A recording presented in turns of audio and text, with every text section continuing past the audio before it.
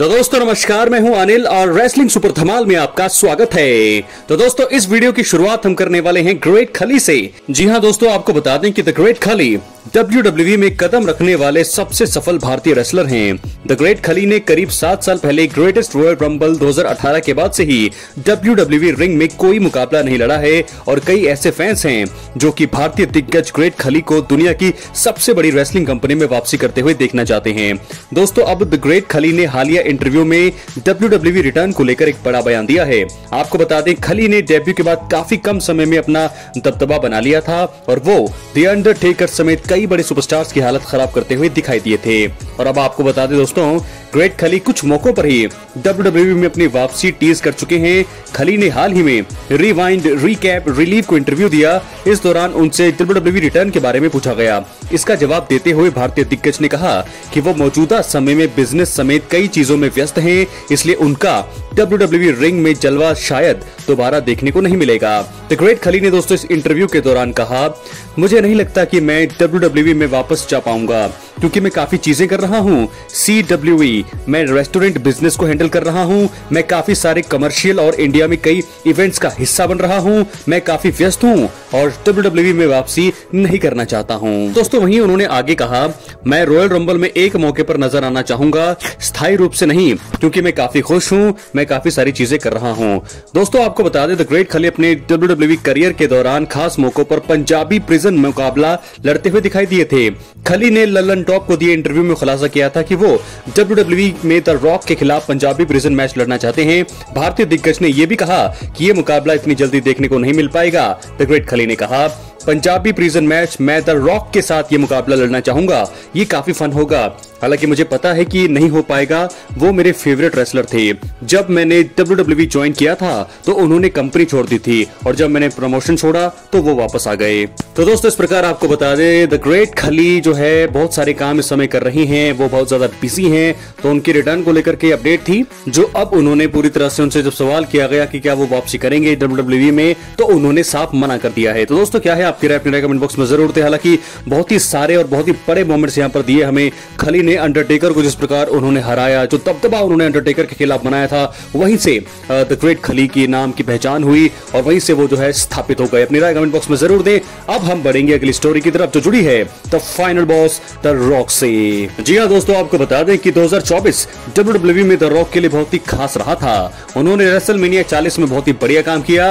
Roman Reigns के साथ मिलकर उन्होंने सेथ रॉलिंस और कोडी रोड्स को हराया।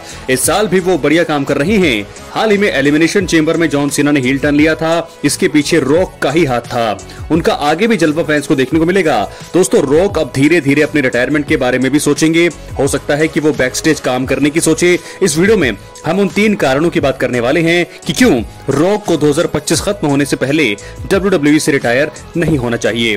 दोस्तों सबसे पहला कारण यह है कि अभी अपनी बदौलत जो है वो कुछ सुपरस्टार को जो है आगे बढ़ा सकते हैं। ये सबसे पहला और बड़ा कारण। द रॉक का रिंग में प्रदर्शन बहुत ही बेहतर रहता है। वो हमेशा कुछ न कुछ नया करने की सोचते हैं। उनके प्रोमो जबरदस्त रहते हैं। कोडी रोड्स को इतना बड़ा बेबी फेस सुपरस्टार बनाने में उनका भी तगड़ा रोल रहा है। रॉक को ये काम आगे भी जारी रखना चाहिए। वो अपने अकेले दम पर कुछ सुपरस्टार्स को आगे बढ़ा सकते हैं। इस साल तो उन्हें 2-3 रेसलर्स को और लाइमलाइट में लाना चाहिए, जिससे कंपनी को फायदा हो। और यह भी एक कारण है कि 2025 खत्म होने से पहले रिटायरमेंट का ऐलान नहीं करना चाहिए। दोस्तों वैसे भी WWE में जो है जब रोमन रेंस चले जाएंगे, rock, Cody Rhodes, Seth Rollins, John Cena तो जा रहे हैं, जब ये सारे लोग चले जाएंगे तो फिर हम किसके लिए रेसलिंग जो है देखेंगे। तो ऐसे में नए नए सुपरस्टार्स को जो है बिल्ड करना बहुत ज्यादा जरूरी होगा ताकि WWE की लेगेसी और WWE लोग जो है देखते रहे। बात करेंगे दूसरे कारण का, रोमन रेंस और कोडी रोड्स से मैच लड़े बिना रिटायर होना बहुत ही बड़ा गलती होगी ये रॉक की। जी हां दोस्तों, आपको बता दें कि यहां पर जो है रोमन रेंस और द रॉक के बीच ड्रीम मुकाबले का इंतजार फैंस लंबे समय से कर रहे हैं। रेसलमेनिया 40 के बाद से कोडी रोड्स और रॉक के बीच मुकाबले की भी कयास लगाए जा रहे हैं।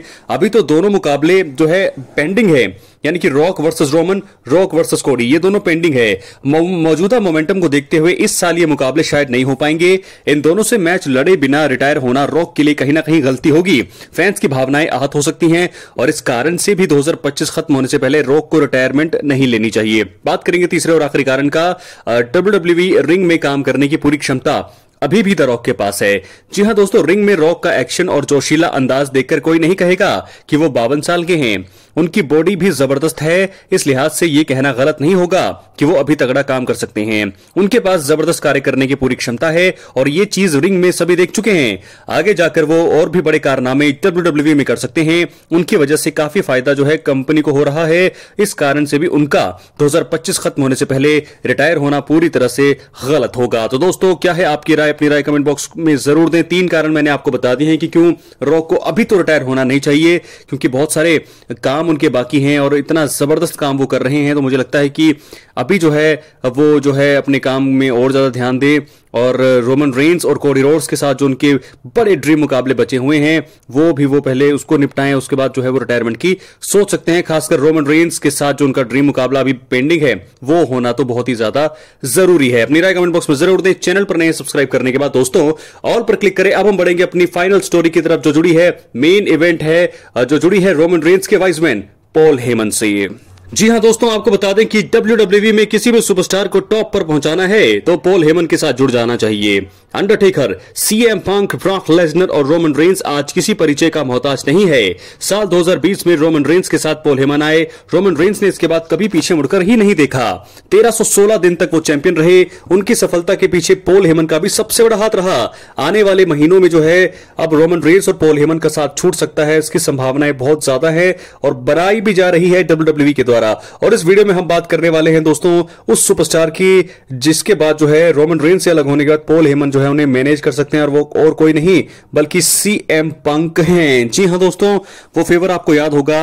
उस फेवर के चलते जो है रोमन रेंस का साथ छोड़ सकते हैं पॉल हेमन और आ सकते हैं परमानेंटली अपने जो है पुराने क्लाइंट CM पंक के साथ। रॉ के पिछले हफ्ते के एपिसोड में रोमन रेंस ने CM पंक और रॉलिंस पर हमला किया। इस दौरान पंक के प्रति पॉल हेमन की इमोशनल भावना देखने को मिली। रेसलमेनिया 41 में रेंस, पंक और रॉलिंस के बीच मुकाबला लगभग तय है। मेगा इवेंट में रोमन रेंस को धोखा देकर पंक के साथ पॉल हेमन जा सकते हैं। वैसे भी दोनों के बीच एक फेवर है जिसका खुलासा होना अभी बाकी है। मौजूदा स्टोरी को देखकर लग रहा है कि आगे जाकर CM पंक को ही पॉल हेमन मैनेज कर सकते हैं। इसकी संभावनाएं बहुत ज्यादा हैं दोस्तों। हालांकि इसके अलावा अगर CM पंक के अलावा बात की जाए, क्योंकि CM पंक जब रिटायर होंगे तो CM पंक के रिटायर होने के बाद भी एक ब्रॉन ब्रेकर है। ब्रॉन ब्रेकर को जो है अगर सफलता पर पहुंचाना है तो यहां पर उनको मैनेज करना होगा। पॉल हेमन मैनेज कर सकते हैं। ब्रॉन ब्रेकर के मेन रोस्टर में अपने प्रदर्शन से उन्होंने बता दिया है कि वो बहुत कुछ कर सकते हैं। कंपनी भी जो है उन्हें फ्यूचर स्टार के रूप में देख रही है। मौजूदा समय में उनका दूसरा इंटरकॉन्टिनेंटल चैंपियनशिप रन चल रहा है। ब्रॉन ब्रेकर जैसे दमदार सुपरस्टार को आगे जो है अगर पॉल हेमन का साथ मिल जाए तो फिर मजा आएगा। ब्रेकर आसानी से सफलता के शिखर पर पहुंच सकते हैं। WWE द्वारा यह प्लानिंग की जा सकती है। रोमन रेंस के बाद ब्रॉन ब्रेकर को भी मैनेज करते हुए पॉल हेमन दिखाई दे सकते हैं, लेकिन CM पंक के बाद क्योंकि सबसे ज्यादा संभावना है तो अभी फिलहाल जो है जो स्टोरी को देखकर कहा जाए तो CM पंक को ज्वाइन करने वाले हैं यहां पर Paul Heyman after Roman Reigns. और मुझे लगता है कि ये सारी चीजें हमें देखने को मिलेगी रेसलमेनिया 41 के मंच पर। अपनी राय कमेंट बॉक्स में जरूर दें। बहुत बहुत धन्यवाद।